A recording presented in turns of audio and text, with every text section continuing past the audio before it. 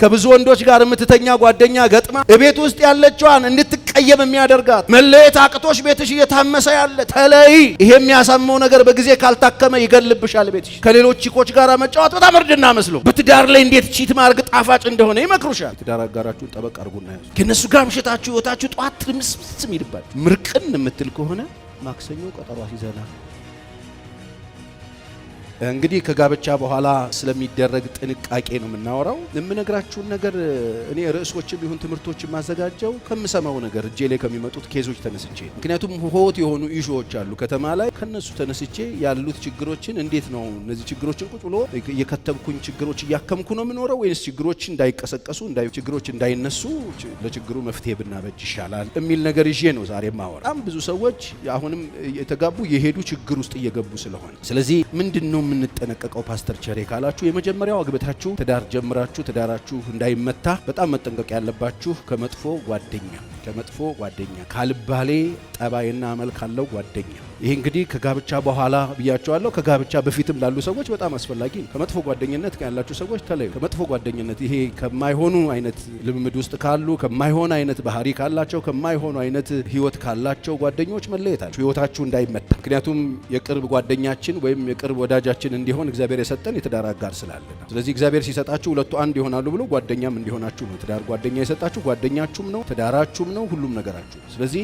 ከቤታችሁን ካደጋ መጠበቅ የምትፈልጉ ከሆነ ለየት ምናምን አያስፈልጋችሁ። ውሃ ምናምን መርጨት ቤታችሁን አያስፈልጋችሁ። ከመጥፎ ባልንጀራ ራሳችሁን ጠብቁ። በጣም ሲምፕል ነገር ነው አይደል ማውራው። ከመጥፎ ጓደኞች መለየት ያቃታችሁ ታቆታላችሁ። ከነሱ ጋር ስትውሉ ምን እንደሚሰማችሁ፣ ውስጣችሁ ምን እንደሚገባ ታውቃላችሁ። ከነሱ ጋር የዋላችሁ ቀን ምን እንደሚያመራችሁ ታውቃላችሁ። ከነሱ ጋር ስትሆኑ ምን አይነት ሰዎች ሆናችሁ እንደምትውሉ ይታወቃል። ዛሬ ደግሞ እንትናን አግኝተሻት ነበር አይደል ይልሻል ባልሽ፣ ታውቂዋለሽ። እንትናን አግኝተዋል ከሱ ጋር አትሁን ብያል ነበር ይታወቃችኋል። ከዚህ ቤታችሁ መጠበቅ ከፈለጋችሁ ከመጥፎ ጓደኝነት ራሳችሁ ጠብቁ። ከመጥፎ ባልንጀሮች ጋር የምትውሉ የምታድሩ፣ የምታመሹ፣ የማይሆን ምክር የምትሰሙ፣ ጤነኛ ያልሆነ ወዳጅነት ውስጥ ያላችሁ ኖ የድሮ ጓደኛዬ ነው አብረን አፈር ፈጭተናል፣ አፈር በልተናል፣ አፈር ነግደናል የምትሉ እናንተ ሰዎች ተለዩ። ከአደጋ ቤታችሁ መጠበቅ ከፈለጋችሁ አብሮ አደጌ እኮ ነው የድሮ ጓደኛዬ እኮ ነው። ምን የመሳሰሉ ጨዋ ልጆች፣ ምን የመሳሰሉ መልካም ባህሪ የነበራቸው ልጆች፣ እድገት መስሏቸው ስልጣኔ መስሏቸው አራዳ ጓደኞች ገጥመው፣ በጣም ሰልጥነዋል የሚሉ በጣም ሙድ ያላቸው የሚሉ ጓደኞች ገጥመው፣ 6 እና 7 ገርል ፍሬንድ ያላቸውን ጓደኞች ገጥመው፣ ከብዙ ወንዶች ጋር የምትተኛ ጓደኛ ገጥማ፣ የተለያየ ማጭበርበር ስልት ውስጥና እንቅስቃሴ ውስጥ ያሉ ሰዎችን ገጥመው የተሻለ በጣም ምርጥና ስማርት የሆኑ መስሏቸው ህይወታቸውን ያሳመሙ፣ ህይወታቸውን ያጡ፣ ትዳራቸውን ያጡ፣ ጤናቸውን ያጡ በርካታ ሰዎች ሀገሩ ላይ አሉ። ስለዚህ የማዳን ስራ እንዴት ነው የምንሰራው ፓስተር ቸሬ ካላችሁ፣ ተለይታችሁ የዲያብሎስን ሽንገላ ትቃወሙ ዘንድ እንዲቻላችሁ የእግዚአብሔርን ዕቃ ጦር አንሱ። ምንድነው የሚደረገው? አንዳንዱን ነገር መጽሐፍ ሽሽ የሚለውን አትጋፈጡ። እንደ ክርስቲያን መኖር ከፈለጋችሁ እግዚአብሔር ሽሹ የሚላችሁ ሽሹ። በጥበብ መጣላት አያስፈልግም። በጥበብ አካሄዳችን አንድ አይደለም፣ ውሏችን አንድ ሊሆን አይችልም፣ አዳራችን አንድ ሊሆን አይችልም። በአጓጉል ፍቅር የተጠመዳችሁ፣ በአጓጉል ጓደኝነት የተጠመዳችሁ፣ ቤታችሁ እየታወከ ምን ይሻላል እያላችሁ እየተጨነቃላችሁ ተለዩ። ጓደኛህን፣ የትዳር አጋርህን፣ አካልህን እቤት ውስጥ ያለችዋን እንድትቀየም የሚያደርጋት ከሷ ጋር ያለህን ነገር የሚያበላሽ ለሷ ምንም ክብርና ቦታ እንዳትሰጥ የሚያደርግ ጓደኛ ካለ ተለየው። ፍሬንዴ ነው ጓደኛዬ ነው አፈር በልተናል አፈር ፈጭተናል አይጠቅምህም። አፈር ነው የሚያበላህ ነገር። ከትዳር አጋርሽ ከወዳጅሽ አካል ከሆነሽ እግዚአብሔር ከሰጠሽ ከትዳር አጋርሽ በላይ ካንቺ ጋር አፈር የፈጩና የበሉ ጓደኞችሽ በልጠውብሽ የታመምሽ መለየት አቅቶሽ ቤትሽ እየታመሰ ያለ ተለይ። ቤትሽን የሚያሳምመው ነገር እሱ ስለሆነ ይሄ የሚያሳምመው ነገር በጊዜ ካልታከመ ይገልብሻል። ቤትሽ ከመካከላቸው ውጡና የተለያችሁ። ለምን? ክፉ ባልንጀርነት መልካሙን አመል መልካሙን ጠባይ እርድና ይመስልሽና ማምሸት ትጀምሪያለሽ። እርድና ይመስልህና ማምሸት በስራ ጉዳይ ነው ትላል። ከምሽቱ 9 ሰዓት ስራ እኮ የለም። ሙድ እርድና መስሎ ባለጌ ወንበር ላይ ተቀምጦ ከሌሎች ቺኮች ጋር መጫወት በጣም እርድና መስሎ፣ ከዛ የሆነ ማጫጫስ ትጀምራለህ እርድና መስሎ፣ ከዛ በጣም እርድና ይመስልሃል። እያስተኙ ከሌሊት በቃ ተነስቶ ወደ ቤት መምጣት እርድና ይመስልሃል። ከብዙ ሴቶች ጋር መተኛት እርድና ይመስልሃል። መጥፎ ባልንጀራ ያስለምድሻል። መጥፎ ባልንጀራ ጓደኞች በትዳር ላይ እንዴት ቺት ማርግ ጣፋጭ እንደሆነ ይመክሩሻል። አሁን እኮ ከሰይጣን በላይ በጣም ጥንቃቄ ልናደርግ የሚገባ ባልንጀሮች እነማን ናቸው? ከእናንተ ጋር የሚውሉት እንደሚያወሯችሁ ምንድነው የሚነግሯችሁ? ጌታንም ቤተክርስቲያንንም ታናንቁ አይነት ሰዎች እንድትሆኑ እየመከሯችሁ ነው። ትዳር እንዳታከብር እየመከሩ ነው። ገርል ፍሬንድ እንዲኖር እየመከሩ ነው። ቅምጥ እንዲኖር እየመከረ ነው። ገዳይ ነው። በባልሽ ላይ እንድትሄጂ እየመከሩሽ ነው። ገዳይሽ ናት። ሩም የሚይዙ ሰዎች አሉ የሚያመቻቹሽ። አመቻችተው ሩም ምናምን አንቺ መሄድ አይጠበቅብሽ። የተነጣጠረ የተዘጋጀ ወጥመድ አለ። ቤታችሁን ያሳመሙባችሁ ባልንጀሮች ከነሱ ተለዩ። አይጠቅሟችሁ። እኔ ማቃቸው በጣም ጨዋ ልጆች አሁን ከፍተኛ የሆነ ውንብድና ከፍታ ላይ ደርሰዋል። አጥምቀዋቸው ላይ አድርሰዋቸዋል። ገንዘባቸው አልተመታም፣ ንግዳቸው አልተመታም። ይገርማቸዋል። ገንዘባቸው ጨምረዋል፣ ሀብታቸው ጨምረዋል፣ እውቅናቸው ጨምረዋል። ምን አደረጓቸው መሰላችሁ? አሰልጥነው እግዚአብሔርንም ሰውንም የማያፍሩ ባለጌ ሰዎች አደረጓቸው። ሀብታም ትሆናል። ከጋብቻ በኋላ በተለይ ካላችሁ ትኩሶች ተጠንቀቁ። የትዳር አጋራችሁን ጠበቅ አድርጉና ያዙ። ከፋም ለማም እግዚአብሔር የሚጠይቃችሁ እሱ፣ ጓደኛችሁ እሱ።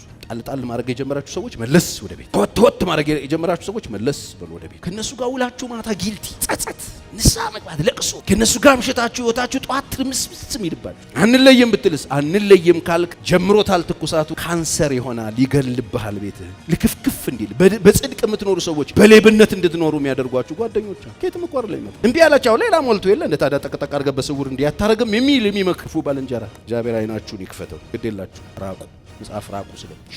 ሁለተኛ ከተቃራኒ ጾታ ጋር ያለህን አመለካከት ክፉ ጓደኛ፣ ከዛ ደግሞ ተቃራኒ ጾታ ጋር ያላችሁ አስተሳሰብ አመለካከት መስተካከል አለበት። ከተበላሸ ቅኝትህ ከፈረሰ፣ አሁን የብዙ ሰው ቅኝት ፈርሷል። ቅኝት ነው የፈረሰው። ታውቃላችሁ ጊታር ቅኝት የሚባል ነገር አለ። ተቀይቃኝ ባለሙያዎቹ መቶ ይቃኙ። ጊታር ዝም ብሎ ክር ስላለው አደበድቡ። የብዙ ሰው ቅኝቱ ተበላሸ። ሴቶችን ስታይ ዝም ብለህ ዝሙት የምታስብ ከሆነ ቅኝት ፈርሶ፣ ወንዶችን ስታይ ዝሙት የምታስቢ ከሆነ ቅኝትሽ ፈርሶ ተበላሽተሽ። ስለዚህ በስነ ስርዓት መቃየት አስተሳሰባችን መስተካከል አለ። ክርስቲያኖ ናችሁ መኖር ከሆነ ያሰባችሁት ጌታችንና መድኃኒታችን ኢየሱስ ክርስቶስ ሲመጣ ወደዚህ ምድር ዝሙትን አላበረታታም። እንደውም መጥቶ አጥብቆት ነው የሄደው። አታመንዝሩ እንደተባለ ሰምታችኋል አይደል? አዎ እኔ ደግሞ እላችኋለሁ ወደ ሴት ያየ እዛ በልቡ ምን ያደረገ የተመኘ ያኔ ምን አድርጓል ይላል? አመንዝሯል። ሩም ይዞ ሄዶ ጨርሷል ነው የሚለው መጽሐፍ።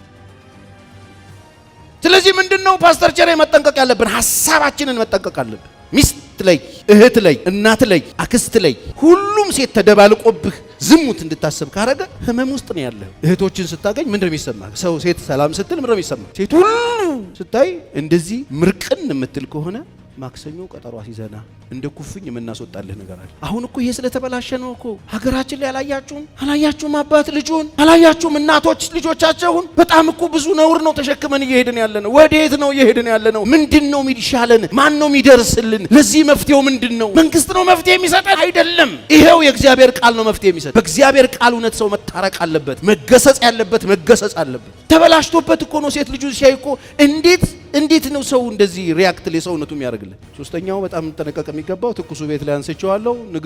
ንግግርህን በልክ ማድረግ።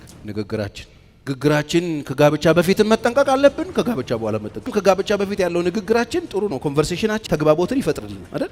ጮኛ የያዛችሁ ሰዎች ከጮኛችሁ ጋር ንግግራችሁ ነው መጀመሪያ ተግባቦት የሚፈጥረው። ነገም እንዳገኘው ከነጎዲያም እንዳገኛት የሚያስብለው ንግግር። መጀመሪያ ኮሙኒኬት የምናደርገው በአይን ከተገናኘን፣ ከዛ በንግግር እንግባባና ነው። ንግግራችን ጤነኛ ሲሆን ነው ሰው ጓደኝነቱ እያደገ ይመጣና እስከ ጋብቻ የሚያስጨክነው ማለት። ንግግራችንን መጠበቅ አለብን። ንግግራችንን ለዛ መስጠት አለብን። ማዋዛት አለብን። የብዙ ሰው ችግር ፈተናው ይሄ ነው። ከጋብቻ በፊት የነበረውን ቆንጆ ንግግር ከጋብቻ በኋላ ፍርከድም ያገባዋል። ከጋብቻ በኋላ ይጥለዋል። ከጋብቻ በኋላ ዲስሪስፔክት ያደርጋል። ንግግሩ አይቆጥም፣ እንደፈለገ ይከፍተው። ምን ነው ሲባል እኔ አፌ ይናገራል እንጂ ሆዴ ባዶ ነው ይላል። ትልቅ ፈንጅ ጥሎ ማለት ተጠንቀቅ።